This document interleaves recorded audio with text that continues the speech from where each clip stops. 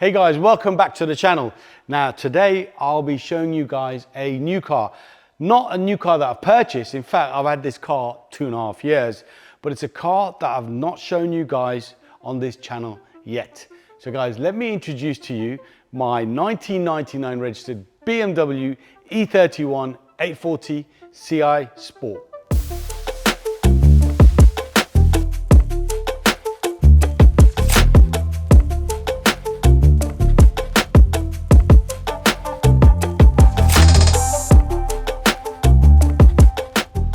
I've got to say, she's a very pretty looking car. Obviously the color does help, and having the silver wheels really does show the sort of elegant lines of this car. Now, if you look at the front, it's very shark-nosy like. A bit like the 6 Series, the previous model, the E24, which was, I would say, probably the original GT Grand Tourer car, more the 80s Tourer. This is probably, you could class this as the 90s GT Grand Tourer car. So keep it in line with the 6 Series sharknose, but a lot more sleeker. And obviously now you've got these pop-up lights, which are so absolutely retro cool, so 90s. So yeah, as I said earlier, Asian blue with a sort of, I would say, champagne cream leather interior, which I don't think is the stock interior. Now what makes this car so special, bar obviously the looks, is what's under the bonnet.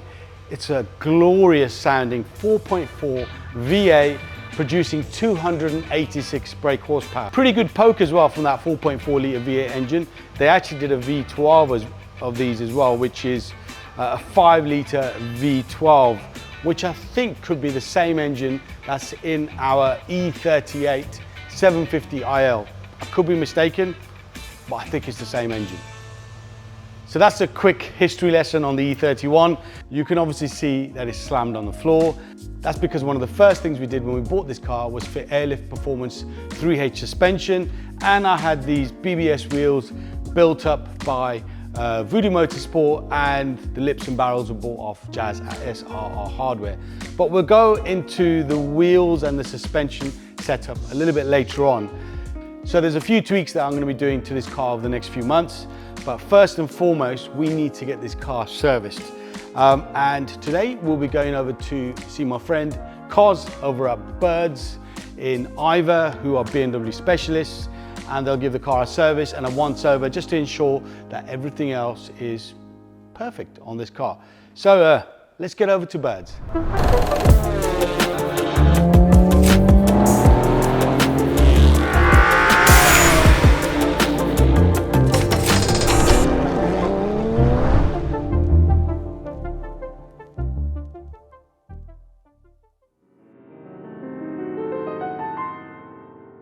Birds BMW in Iver. It's only 15 minutes from Hayes. Very easy to get to. Let's go inside, have a chat with Cos, let him know what he needs to do to my 8 Series, and we'll leave the car here with him. Let's go.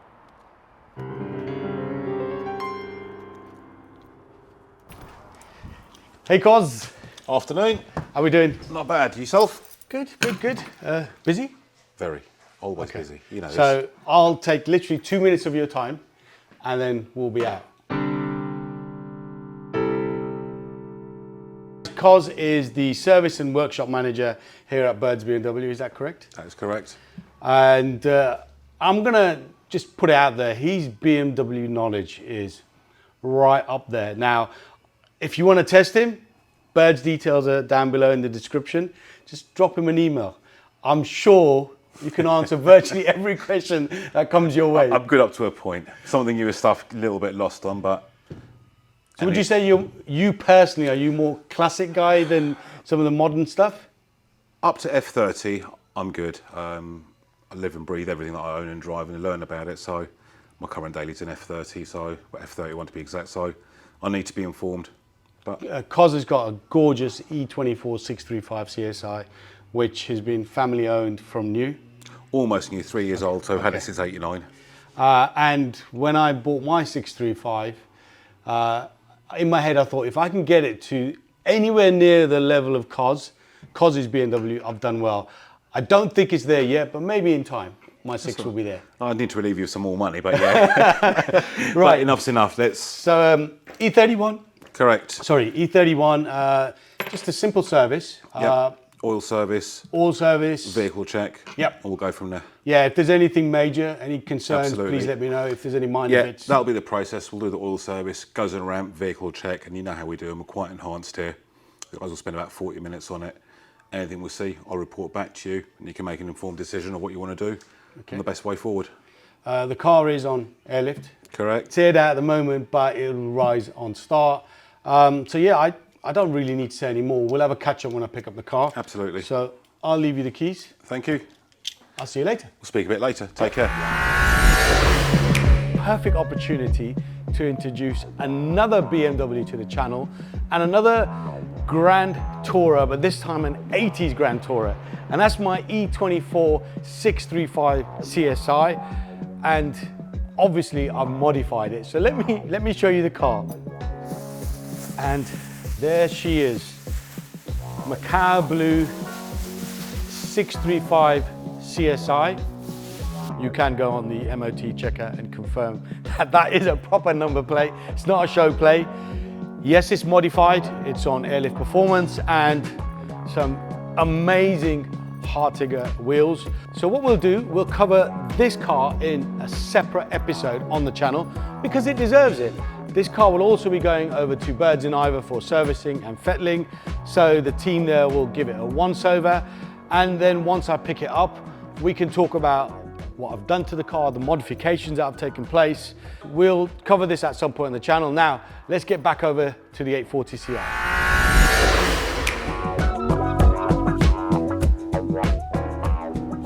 As you can see, guys, I'm back at Birds BMW. The 8 Series is all done. Cos has given me a call to come pick it up. And we are here, and the man himself is sitting at his desk, just had his lunch. Afternoon, how you doing? I'm good, I'm good. So, from what I understand, from what you told me over the phone, All done. yeah, clean bill of health. Clean bit of health, couple of advisory items, which are things that you have to look at some stage, medium to long term. But otherwise, no, she's good to go. Good car underneath and quite fairly solid. She is fairly solid, pretty clean. Nothing alarming underneath there really, so I'm happy. It's good to hear because these classics, you know, 20 odd years old, stuff starts going wrong. They do, and Rust. a lot of them, they do rust. They got to the stage when they were inexpensive cars to buy, and then people just neglected them over the years. They did a lot of mileage, but no, yours is a good one. Okay. Pleasantly surprising. Good, good. So I'm going to settle the bill here now, and then we'll get over to Cass. We'll give the car a clean. We'll go for a drive. We'll talk about the wheels, the specs, the suspension, and also the plans for my E31 840Ci. Sit back. I'll be back in a moment.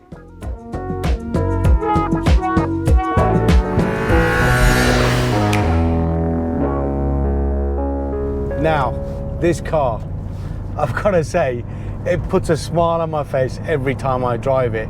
And the question I'm asking myself is, why don't I drive it more? Lovely V8 burble. As I said earlier, it's a 4.4 V8 and it's got enough power. The exhaust has been changed. That was done by the previous owner. And it's a lovely exhaust note. And that enhances the driving experience. I'll give it a bit of a kick down on the way back. This is a Steptronic automatic box.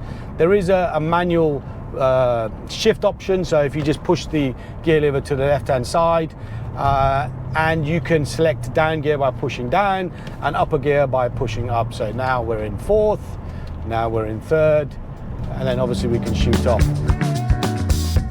So imagine in the mid to late 90s, you're a CEO or you're a chairman of a company. The car that you would go out and get would probably be the E31 840Ci. Now, if you had a bit more money and your company was flush, you'd probably get the 850i, the bigger brother with the V12. This car gets some serious looks. A lot of people horning, a lot of people sticking their thumbs up. Again, there are quite a few of these that were made, but you don't really see that many on the road.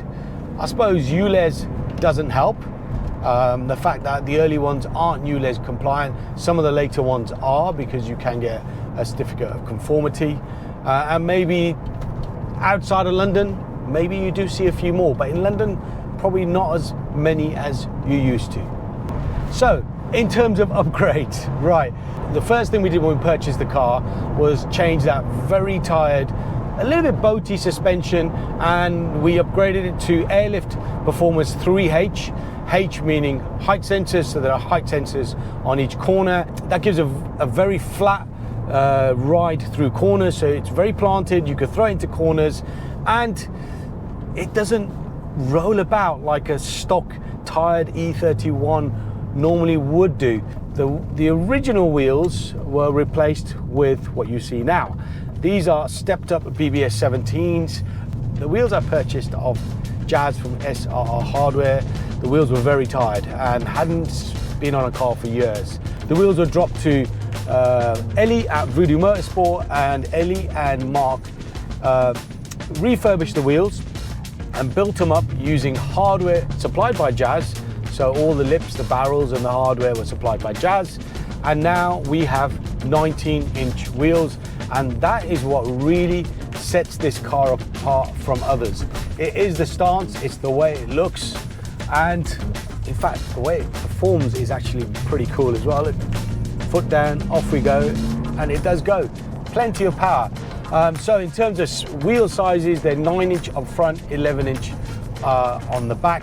Again, there's another episode on the main Cast TV channel which covers the wheels. Let's give it some beans. Fantastic.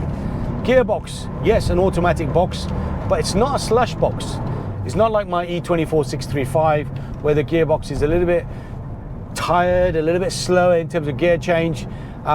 It's actually a very good automatic gearbox, and it was meant to be a cruiser, so cruisers should really have an automatic box.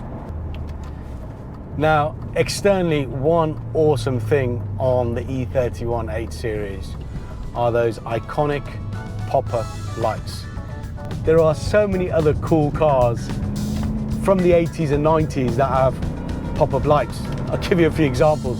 Ferrari 348, Ferrari 355, Honda NSX, the Porsche 944, the Daytona Pantera, which is an absolutely amazing looking car. Obviously pop-up lights now don't exist anymore. There's no new cars that feature those. Obviously it's probably purely for safety reasons and concerns with pedestrians and so on. But on this car, they look killer. Interior wise, it's a nice interior, very BMW of the 90s, great build quality, and even this car is what, 24 years old? There's no creaking inside, everything works, everything's functional. The AC blows nice cold air, electric seats with memory. The only drawback, I don't have heated seats in this car. I think that was obviously an optional extra which the original owner did not select. But other than that, all great. Now, one cool feature of the 8 Series, that's on top of the iconic pop-up lights, is that it has a pillarless design. So when you wind all 4 windows down, it is a pillarless coupe. And that just adds to those sleek lines. Lovely day outside, nice cold breeze blowing through the car. Now, for recording sake, I will close the windows, otherwise we will have a lot of wind noise. Now let's talk money. So in the 90s when this car came out, it had a sticker price of around £45,000. Now if you adjust that for inflation, in today's money, we're talking a whopping £150,000, a value edging supercar territory. Come 2024, what's the state of the second-hand car market with the 8 Series? A poor, tired E31 840Ci that will have rust issues, and these cars do suffer from rust. You can buy probably for £5,000, but you could throw at least that, in fact double that, into the car. I wouldn't suggest, unless you're very brave, to spend £5,000 on an 840Ci. A good usable car can be purchased for about 10k. A car that's been well maintained, has good service history, maybe the rust issues have been resolved, you'll be looking around 15 to 20K. So yeah, broad price range, top end 20K, you're gonna get a very good car, good color, maybe an individual color like this one, good service history, low miles, low owners, well looked after. But at the other end of the spectrum, you'll have to swallow a brave pill. Now, in terms of comparison against other cars, when this car came out, the only real comparison was probably the Mercedes-Benz C140, the CL500, the coupe, slightly bigger car, and I think in terms of money, probably cost a little bit more when it first came out. Probably a bit more road presence than this, and in terms of performance, very similar, I'm guessing. I think the Mercedes suspension of that time is more about cruising rather than throwing it into corners. So ultimately, I'd say that the 840 is definitely a sportier design and a little bit more refined. The Mercedes is maybe a little bit more elegant in terms of design and features and spec and so on.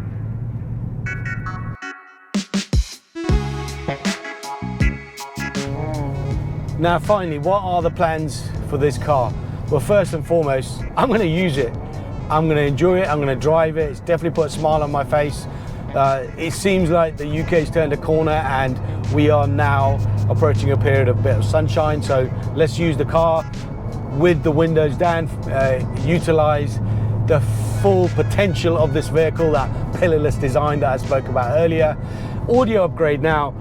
This came with some horrible stereo when we purchased it. I've thrown in an Alpine pullout, a 7294R pullout stereo, which has got that 6-button iconic design. It's probably a little bit too old for this car. It's more suited maybe for the 6 Series or the earlier E31s. However, it does look period correct, but it doesn't really offer much in terms of features. So I will probably change the stereo, but try and keep something a little bit old school Alpine, and most definitely upgrade the speakers and add some bass. Now in terms of quality, I'm gonna go mid to top tier.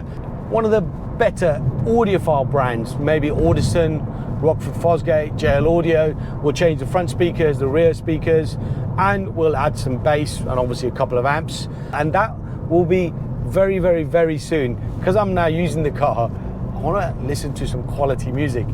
Massive thanks to Kos at Birds BMW for all the work they did on this car. Did a fantastic job, drives absolutely beautiful. It's serviced and ready to go. I'm back at CAS HQ. Now, if you guys are still here, that means you obviously enjoyed this content. Just smash the like button. Do it now. And if you're not already, make sure you subscribe to the channel. We tend to drop a video every couple of weeks. And as I said earlier, the next one will be on the E24 635 CSI. So guys, thanks for watching. Bird's details are down below in the description. Also links to the previous episodes and the build episodes on this particular car, they're also in the description. Cheers for watching, and I'll see you on the next episode.